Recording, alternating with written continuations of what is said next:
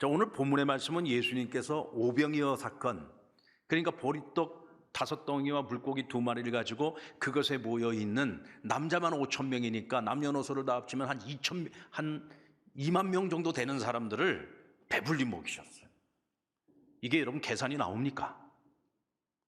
오병이어를 가지고 한 2만 명 정도 되는 사람들을 배불리 먹였어요. 계산이 되십니까? 계산 안 나오죠? 이건 여러분 AI도 계산이 안 나와요. 계산이 안 나옵니다.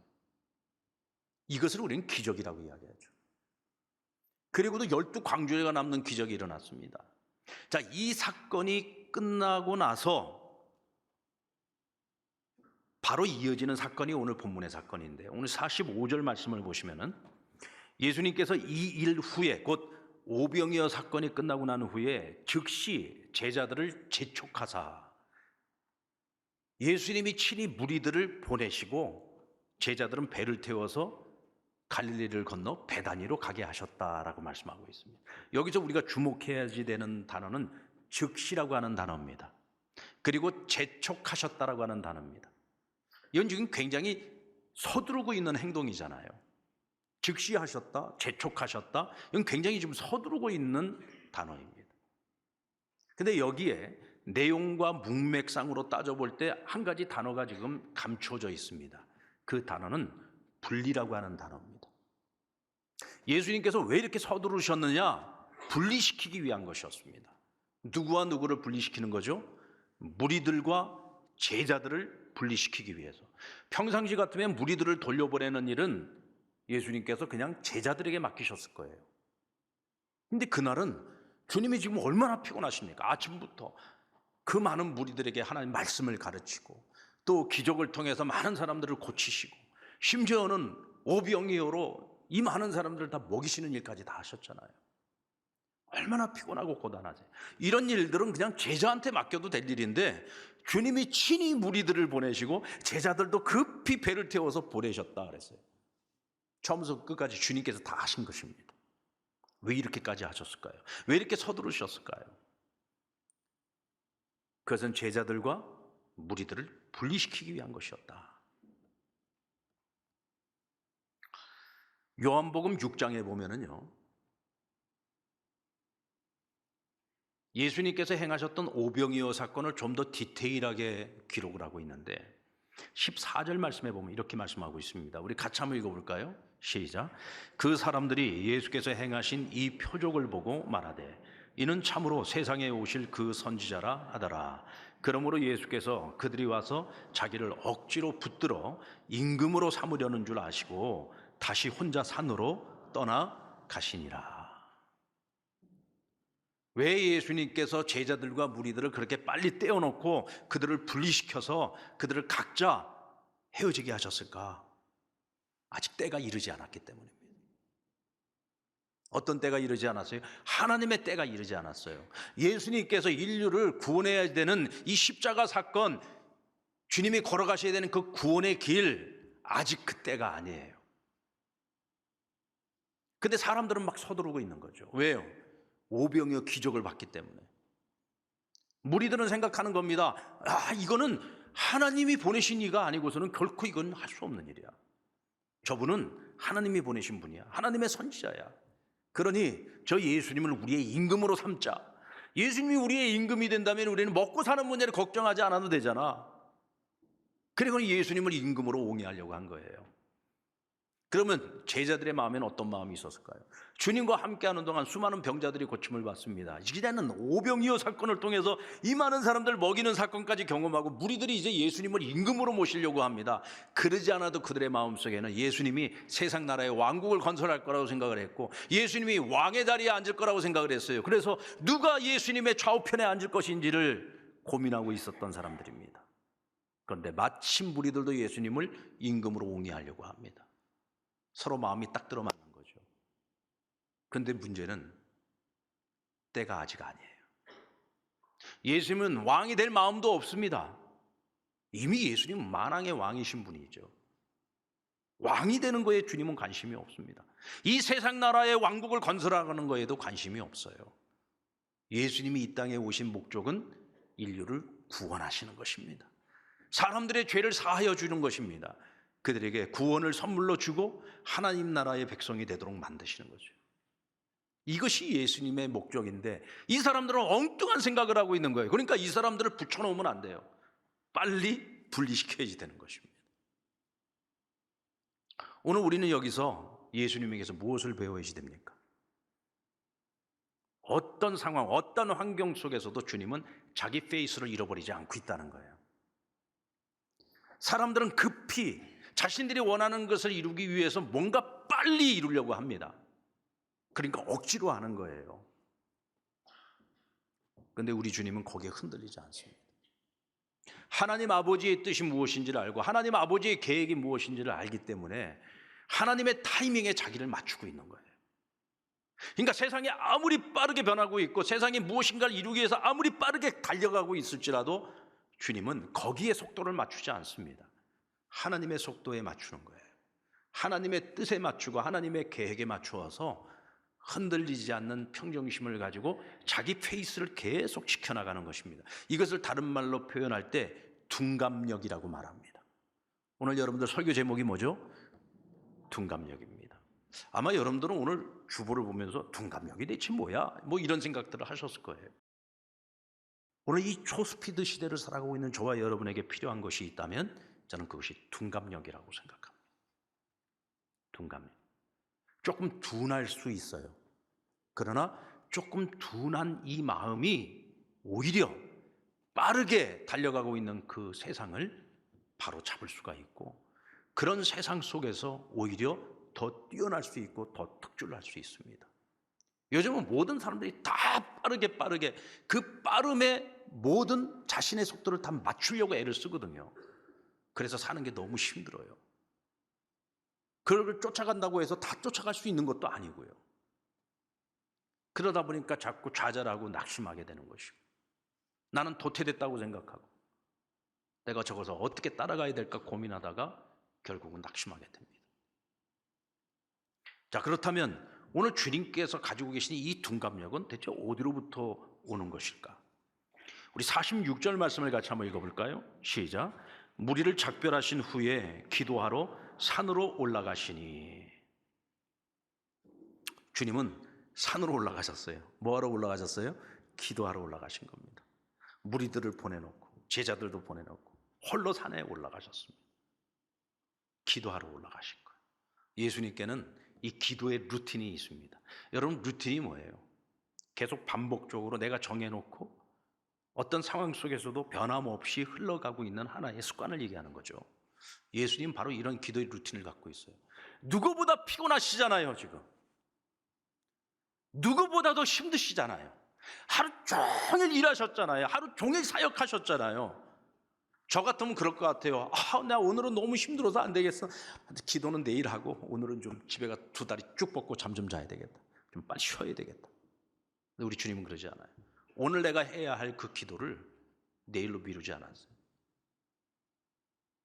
오늘 내가 해야 할 기도의 분량을 그 피곤한 몸을 이끌고도 그 시간을 자기 루틴을 따라서 기도하러 홀로 산에 올라가신 거예요. 주님께는 기도가 무엇입니까? 여러분, 예수님께서 특별히 제자들을 데리고 함께 기도하러 올라가셨던 사건은 몇 차례 없습니다. 항상 기도하러 올라갈 때는 자기 혼자 올라가셨어요. 왜요? 기도는 하나님과 내가 1대1로 대면하는 시간이기 때문에 그렇습니다. 그러면 하나님 앞에서 기도할 때 주님은 주로 어떤 기도를 하셨을까요? 오늘 하루의 모든 사역을 보고하는 거예요. 하나님, 나 오늘 이런 말씀도 전했고요. 하나님, 제가 오늘 이런 병자들도 고쳤고요. 오늘은 또 이렇게 오병이를 가지고 그 많은 사람들을 먹이는 사역도 했어요. 아버지, 내가 오늘 많은 일들을 했습니다. 능력 없는 저를 통해서 그와 같은 많은 일들을 하게 하신 하나님 감사합니다. 그런 하나님 여전히 제 안에 많은 연약함을 발견합니다. 오늘 나를 임금으로 옹이하려고 하는 그 사람들을 보면서 제 마음도 흔들렸어요. 하나님, 제 마음도 흔들렸습니다. 그러나 저는 거기에 흔들리지 않고 그들을 빨리 분리시켜서 그들을 빨리 다 보냈습니다. 왜요? 지금은 때가 아니라는 것을 알기 때문에.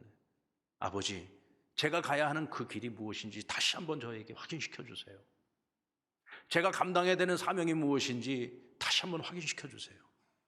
그리고 그때가 언제입니까?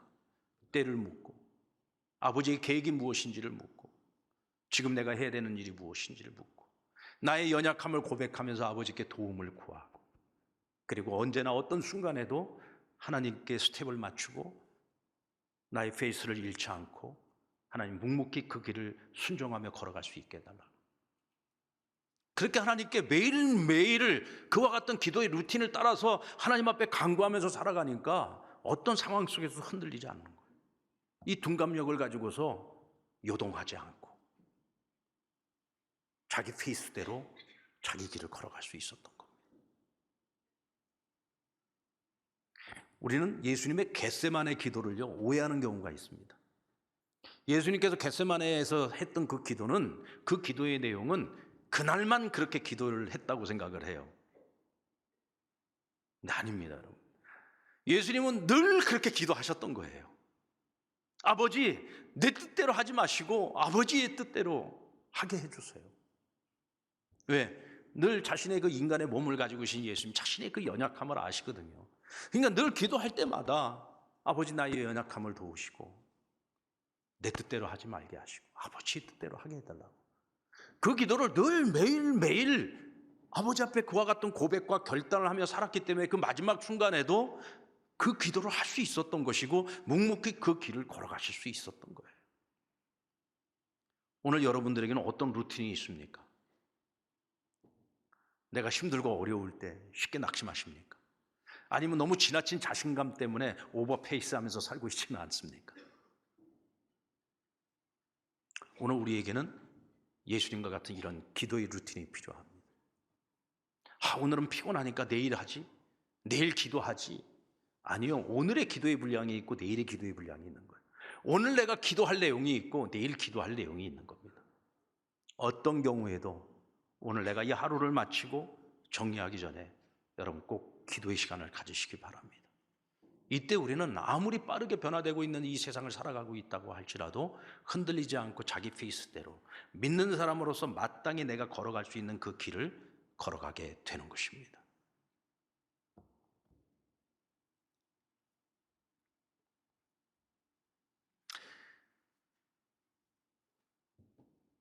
오늘 우리는 세상의 변화의 속도를 쫓아가는 사람이 아니라 세상을 변화시켜야 되는 사람입니다. 여러분 믿습니까? 변화시켜야 되는 사람. 오늘 이렇게 반문할 수도 있죠. 아니 세상을 쫓아가기도 지금 힘들어 죽겠는데 세상을 변화시키라고요? 우리가 무슨 능력이 있어서?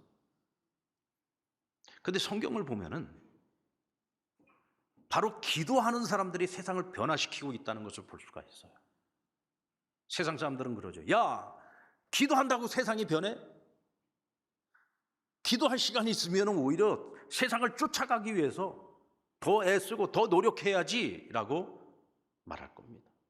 근데 여러분 정작 세상을 변화시키는 사람들은 기도하는 사람들이. 여러분 세상은요 변화를 일으키고 변화되어져 가고 있을 때 항상 빠르게 변화했어요.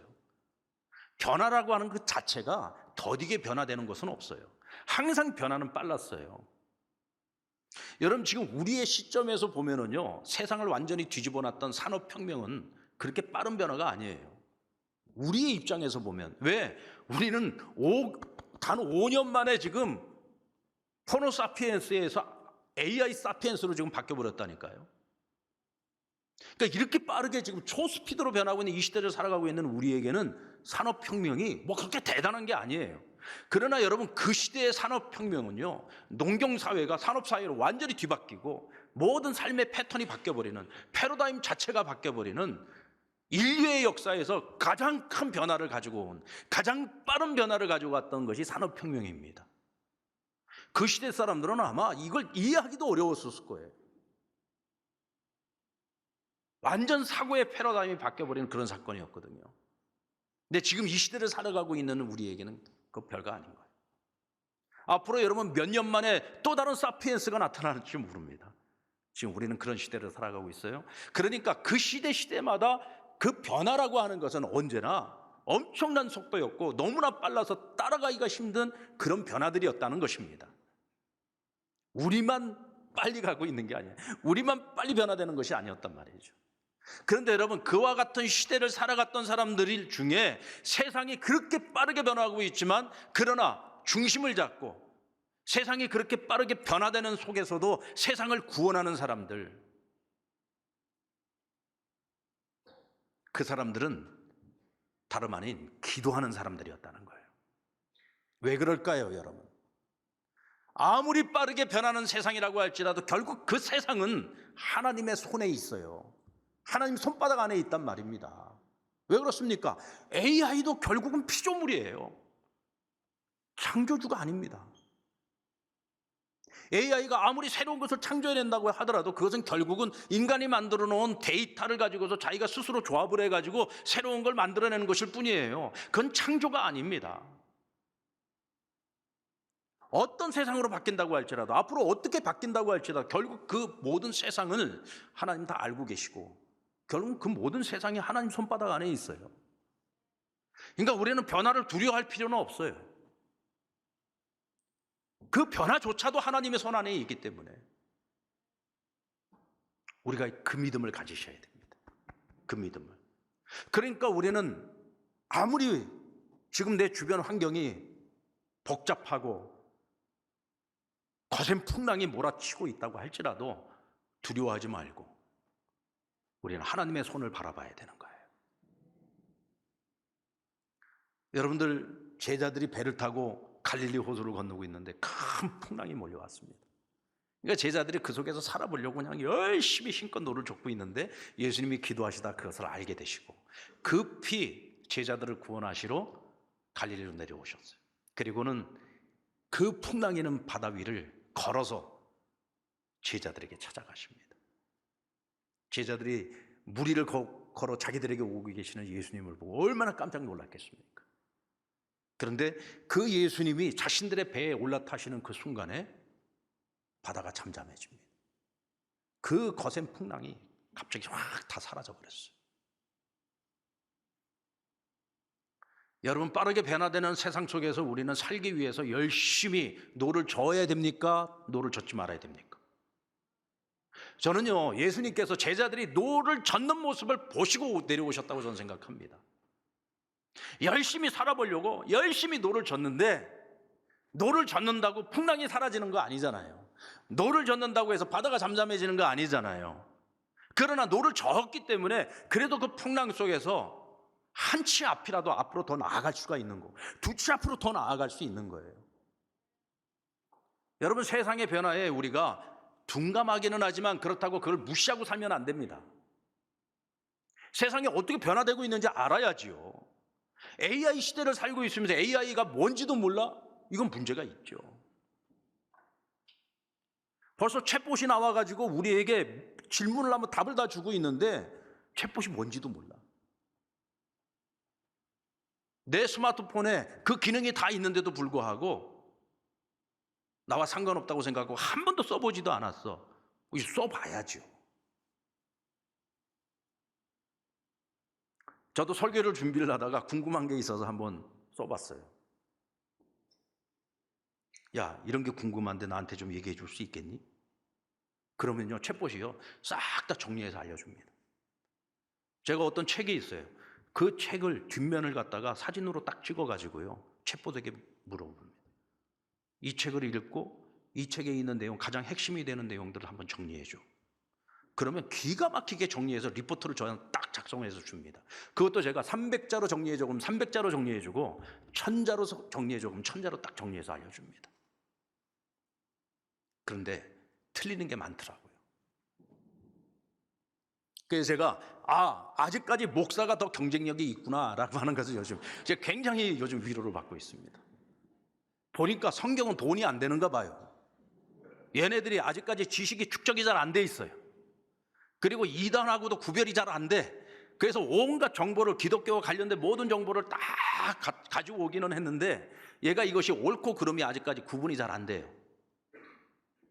그래서 좀 엉뚱한 답을 줄 때가 있어요. 틀린 답을 줄 때가 있어요.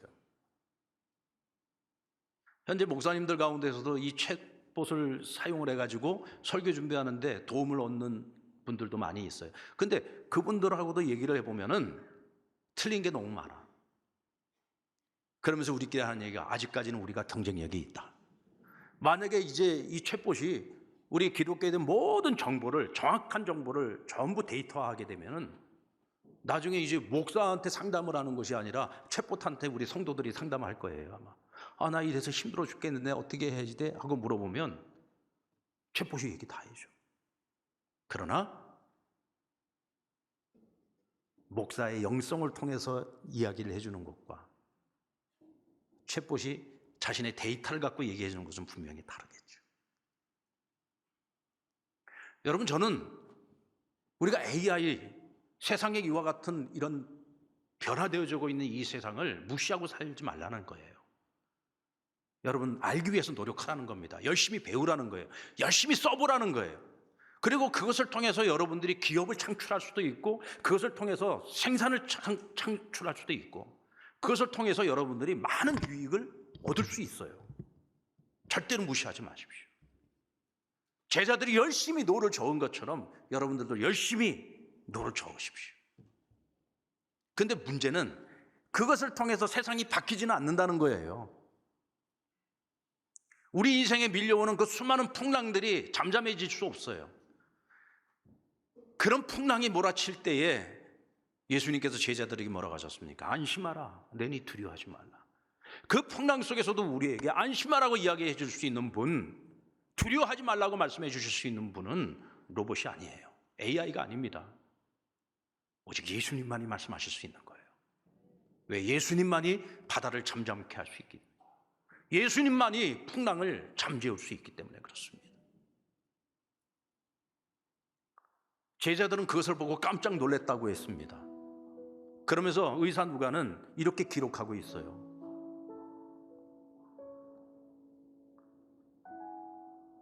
오늘 제자들은 예수님께서 얼마 전도 한 몇 시간 전에 오병이어의 기적의 사건이 있었던 것을 잊어버렸다고 했습니다. 그리고 왜 그들이 그것을 잊어버리고 오늘 지금 이 사건 앞에서 또 놀라고 있는가? 그들의 마음이 둔하여졌기 때문이다 라고 말씀하고 있어요. 오늘 이 사건을 통해서 주님이 말씀하고 싶은 것은 제자들의 마음속에는 예수님이 이루어 가실 거라고 생각한 세상 나라로 가득 차 있었습니다. 예수님이 임금이 되고 권력을 갖게 되고 그 권력 좌우편에서 자신들이 누리게 될 것들을 꿈꾸고 있었어요. 그러다 보니까 보아야 될 것을 보지 못하고 보면서도 진리를 깨닫지 못하는 거예요. 우리에게 가장 소중한 것이 무엇인지를 지금 이들이 놓치고 있는 겁니다. 그들에게 가장 소중한 것은요, 오직 한 가지예요. 예수님이 그들의 배에 타는 그 순간에 모든 것은 해결이 되죠. 예수님이 함께 하셨기 때문에 그 많은 사람들이 그냥 돌아가야 하는데 그들을 배불리 먹이신 거예요. 오늘 제자들이 정말 보아야 할 것, 그들이 진짜로 붙잡아야 될 것은 다른 어떤 것도 아닌 바로 예수님이에요. 예수님이 내 인생에, 나의 가장 소중한 그 자리에 주님이 들어오셔서 나와 함께 하실 때, 내 인생의 배에 주님이 올라타실 때, 주님이 내가 몰고 있는, 내가 지금 힘껏 젓고 있는 이 배에 함께하고 계실 때 우리는 어떤 풍랑도, 세상의 그 어떤 변화 속에서도 우리는 두려워하지 않고 안심하고 나의 페이스를 가지고서 그 길을 달려갈 때 하나님께서는 우리를 높여주실 거예요. 빠르게 변화되는 이 세상에서 속도 조절을 할 수 있도록 하나님 우리를 사용해 주실 거예요. 뒤처지는 인생도 아닙니다. 우리는 오히려 앞서가는 인생이 될 수 있고요. 하나님께서는 이 세상 속에서 속도가 중요한 것이 아니라 너희가 무엇을 위해서 어떤 가치를 가지고 살아가느냐가 더 중요하다고 말씀하고 계신 것입니다. 사랑하는 성도 여러분, 오늘 우리는 세상의 어떤 풍랑도, 세상의 어떤 변화도 두려워하지 마십시다. 그 모든 것이 하나님의 손에 있음을 믿으시고 하나님을 바라보세요. 우리의 인생의 가치를, 내가 무엇을 이루었다, 내 손에 무엇이 있다가 중요한 것이 아니고 주님이 나와 함께 하시고 내가 주님과 함께 한다는 것이 중요하다는 사실을 잊지 마십시오. 여기에 답이 있습니다. 우리가 그 답을 붙들고 살아갈 때 우리는 흔들리지 않고 요동하지 않고 주님처럼 둔감력을 가지고 세상을 구원하는 삶을 살아가게 될 줄로 믿습니다.